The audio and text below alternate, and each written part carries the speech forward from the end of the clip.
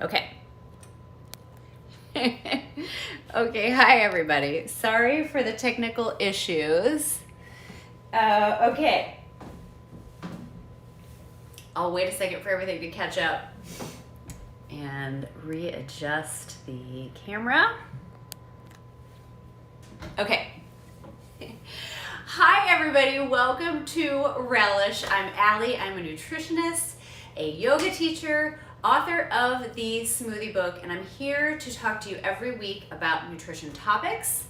This week we will be discussing cucumbers. So many good things to know about cucumbers. We're going to talk about what they are, the history, the cuisines that use cucumbers, health information, all the different types of cucumbers out there, and also a recipe for cucumber-mango salsa. Here, I'm gonna readjust really quick. There we go. Felt like it was crooked. Okay. So the salsa is so good. I already made it last night once, and we're making it again today because it's so good. Okay, so if you have any questions or comments, okay.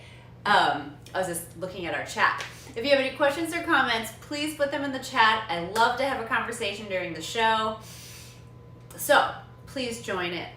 Okay, so let's get started because we've got lots of great information. First off, what is a cucumber? The cucumber is a cultivated creeping vine plant that bears fruit shaped in a cylinder shape, like cylinders, and they're eaten as vegetables. We'll talk about that in a little bit. So the creeping vine roots into the ground, and then it climbs up onto a lattice or a trellis or some sort of sturdy structure with these little tiny vines that hold them up. And then the plant can root also in an environment without soil, and then it can or without a structure, and then it can just spread itself out on the ground. And then the vine has large leaves that protect the fruits from the sun and the elements and all of that.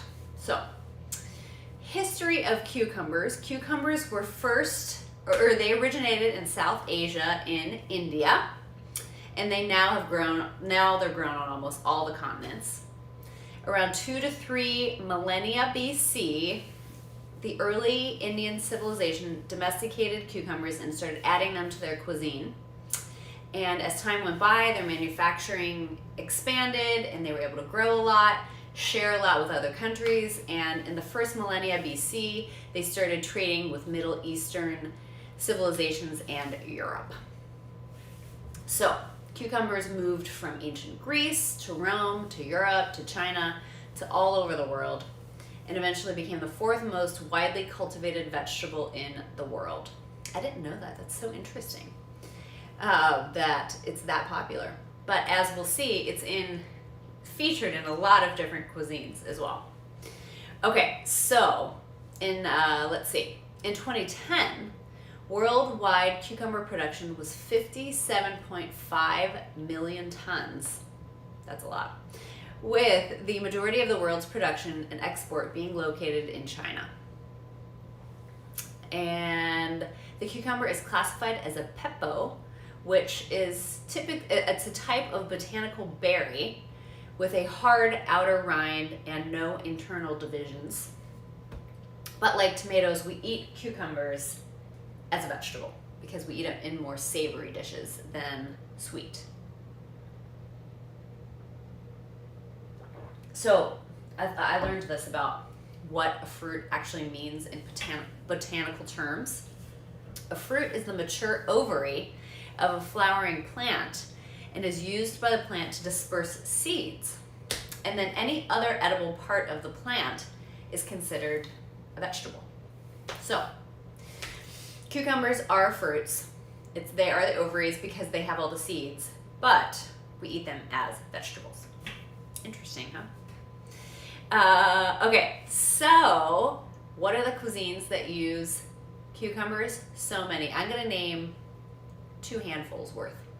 Okay, so Greek Mediterranean, there is tzatziki sauce, which is a yogurt sauce with shredded cucumber in it and lemon and spices and delicious. And also there's Greek salad, which is cucumbers, tomatoes, onions, olive oil, usually lemon juice, herbs, and sometimes feta cheese and olives. Then in French cuisine, there are baked cucumbers. If you have ever used the Julia Child's cookbook, the Mastering the Art of French Cooking, there's a really good recipe in there for baked cucumbers. Interesting. I had to make it once because I'd never had a baked cucumber, and they are very delicious. Okay, British cucumber sandwiches, tea time, the little finger sandwiches with like the cucumber and the cream cheese and sometimes dill. Then there is a Thai cucumber salad called ajad, which is vinegar, sugar, shallots, and red onions and cucumbers, of course. And then it sits for a while and it's kind of becomes pickled. Sounds really good. Chinese cuisine, there is a smashed cucumber salad with sesame oil and garlic. Japanese, there is sunonomo cucumber salad, and that is vinegar, sugar, soy sauce, and sesame seeds. Russian cucumber salad has a sour cream and dill dressing on the sliced cucumbers. Italian tomato and cucumber salad is a popular salad with basil, oregano, red wine vinegar, olive oil. Spanish, there's a cucumber salad made with tomatoes, red onion, and olive oil. There's a theme here. Lots of tomato and cucumber salads out there. There's an Indian cucumber salad called Cucumber cucumber salad. I saw a picture of it. It looks really good. It looks almost like a salsa. Tomato, cucumbers, of course, red onion, cilantro, cumin, red chili powder, and lemon juice. And then there's a Mexican cucumber salad called Cuernavaca, and it has white onion, oregano, and lime juice. So many different ways to have cucumbers. And today we're making a really good cucumber-mango salsa, the perfect blend of refreshing cucumber, sweet mango, hot jalapeno. You get the herb from some cilantro. So good. I'm just giving you a little preview because it's so good. Okay, so there are 4 main types of cucumbers: slicing, pickling, gherkins, and burpless. I've never heard of this term before, but I thought that was interesting. So slicing, as you would imagine, is the kind that we see in the grocery store, the smooth skin, the kind that's easily sliced, that we eat all the time, that we put in salads, all that kind of stuff. They're also called slicers, and they're commercially grown in North American market, and they're generally smoother, uniform color. And then there are also the European slicers, which, like the English cucumber, the kind that has the plastic wrapping around it, the skin is typically a little bit thinner on that variety, and the cucumbers are a little bit skinnier and a little bit longer, and they have fewer seeds. So those are both considered slicers. Then there are the pickling cucumbers, which are typically smaller. They're a little bit bumpier, and to pickle them, you put them in a brine with sugar and spices and vinegar, and they're usually less regularly shaped, so that's why pickles, when you have a jar of pickles, they're not all exactly the same size or shape or anything like that. So that's pickling cucumbers. Excuse me. Then there are the gherkins, also called cornichons or baby pickles, which are those cute little pickles that you get on like meat and cheese plates. You could eat the whole thing in 1 bite or 2 bites. They're little tiny, like 1 or 2 inches long. Super good, and pretty much always used as a pickling type of cucumber, or a cucumber made, to make pickles. And then there are the burpless pickles, which apparently they're easier to digest. I didn't know that cucumbers weren't easy to digest, but apparently they are burpless so that you don't burp when you eat them, I guess is why they're called that. And they have thinner skin than the other varieties of cucumbers, and they're most commonly grown in greenhouses, and oftentimes those have plastic coating on the outside as well. So those are the 4. And then I found 5 different varieties of cucumbers that I wanted to talk about. One is called the Armenian cucumber, which is also known as a snake cucumber. It is curved and shaped like a snake, twisted, and it's thin and dark green in skin. People often use those for pickling. Then there are Japanese cucumbers. They're dark green and narrow, and the skin is thin with small bumps on it, and people usually eat those whole. And then there are Kirby cucumbers. People use these to make dill pickles, and they're crispy with a thin skin and small seeds. Then there are lemon cucumbers that are kind of shaped like lemons, and the taste is crunchy and refreshing. I've never seen those, but that sounds really good. The taste is sweet and delicate, is what it says. And then there are Persian cucumbers, which that's what this is. Got it at Trader Joe's. You get like a little box of them, a little carton of them. They're kind of small. They're shorter, fatter, and they're hothouse cucumbers, and they're usually crunchy to eat. So that's what we're using today for our salsa.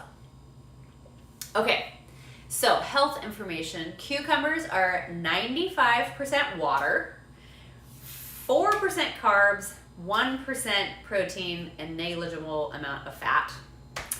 And I have 6 health benefits to tell you about cukes. I like to call them cukes sometimes. Cucumbers are a good source of phytonutrients. We know those are plant-based nutrients that are good for us, help us fight off disease, things like that. And they have these phytonutrients, they have flavonoids, they have antioxidants. We know antioxidants are always good for us, and anti-inflammatory components as well in those phytonutrients. So always good to have antioxidant, anti-inflammatory. Number 2, the peel and the seeds are the most nutrient-dense parts of the cucumber, which that's an interesting piece of information. So try not to peel your cukes. That's where the fiber and the beta carotene live. And as we know, fiber is good for our digestion. The beta carotene is in the vitamin A family, antioxidant, good for our immune system, good for our skin, and good for our eyes. I was going to say teeth. Our eyes. Okay, number 3. Cucumbers are a source of calcium, which we know is good for our bone health. And it's a small amount. It's about 3% of our calcium needs are in one cucumber, but all those little things add up. All those things add up. So they are a source of calcium.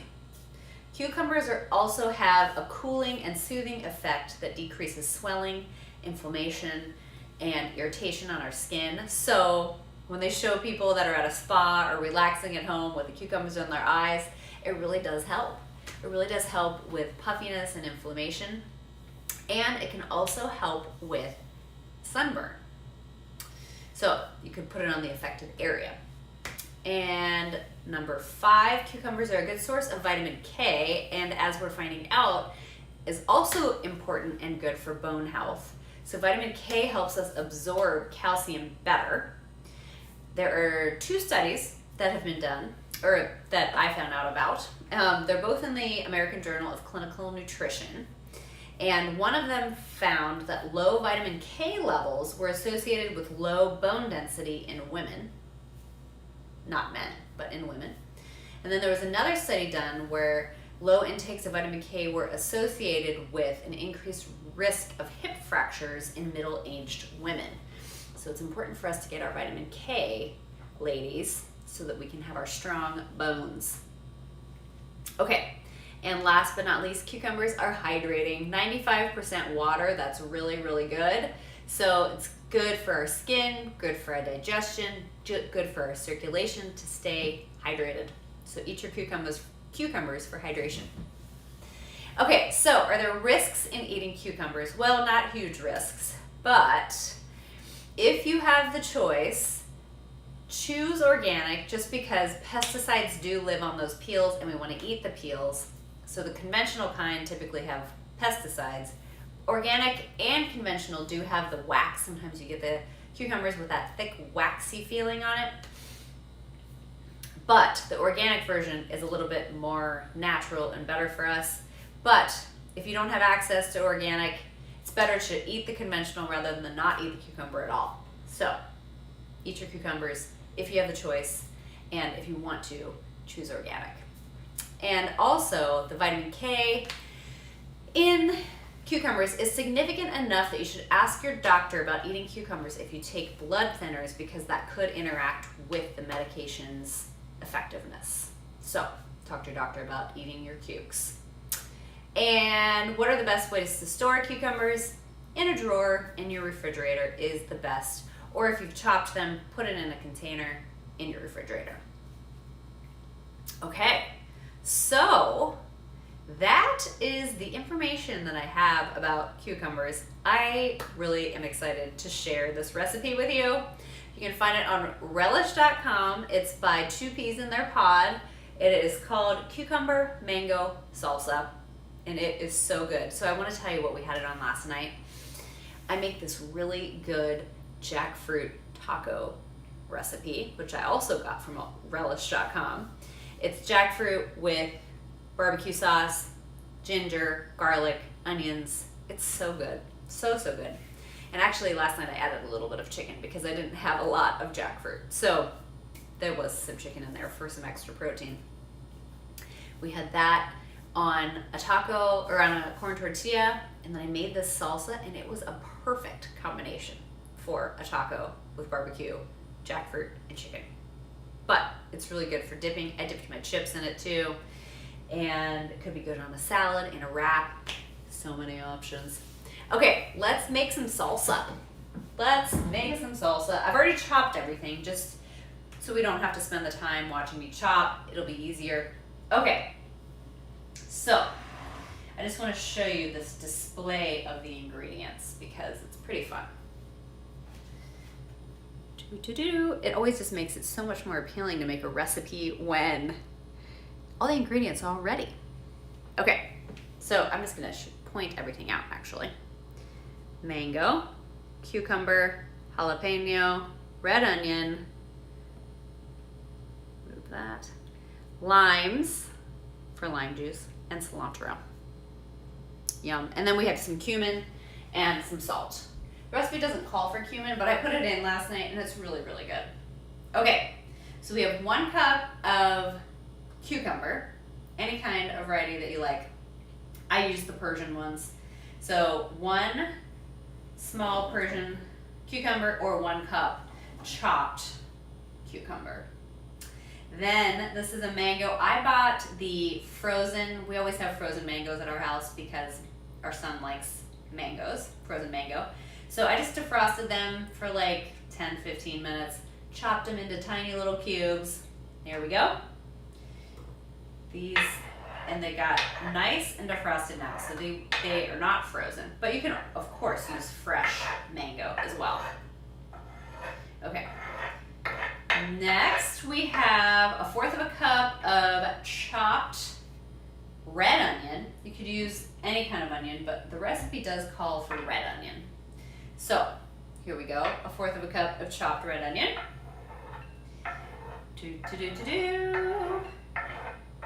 Oh, it's just so easy just to put everything in the bowl like this. Okay, and then we have jalapeno. It calls for a whole jalapeno, but these jalapenos were pretty big, and we ate it last night, and they were pretty spicy. So I just did about a third of a jalapeno. It says to take the ribs and the seeds out, but I kept them, so it's going to be a little bit spicy. And how much? 1/4 cup of chopped fresh cilantro. I'll use my hands for this. Okay. That's it for the main ingredients. And then we're going to squeeze a whole lime. Get my tea out of the way too after I take a sip. Okay. 1 lime squeezed. Got the lime squeezer. This is actually a lemon and lime squeezer. Any sort of citrus, I guess. You could put an orange in there too. Okay, 1 more. And then this morning we had a little bit left over, and I made scrambled eggs, and we had the salsa on the side. Super easy breakfast. It was really good. Okay, I'm gonna stir that. Just let the lime juice kind of mix all together. Then I'm gonna add, this is probably 1/4 teaspoon of cumin. And this is probably an eighth of a teaspoon. What do they say? Oh, just salt and pepper to taste. So yeah, I have a salt grinder. It was probably 4 good turns of the salt grinder. Okay, we just stir. And so I made this maybe about 20 minutes in advance of eating dinner last night. And then I stirred it again before we ate, and it was perfect. It was a perfect, the lime juice had gotten into the cucumber and the mango, and so it helped juice them a little bit as well. Really, really good. Okay, I'm gonna share this with you. Doesn't that look good? Okay, that is it. So, cucumbers, great for us, super hydrating. They've got the antioxidants, they've got the calcium, they've got the vitamin K. They originated in India, now they're all over the world, all kinds of different varieties. There are the slicing, there are the pickling, there are the gherkins, and there are the burpless. So interesting. Okay, well, thank you all so much for joining in today. Always great to have you here. Hope you have a great rest of your day. Please let me know if you make this recipe because it's pretty good. Pretty darn good. I'm so happy that we have another batch of it right here. Okay, talk to you all soon. Have a good day. See you next time.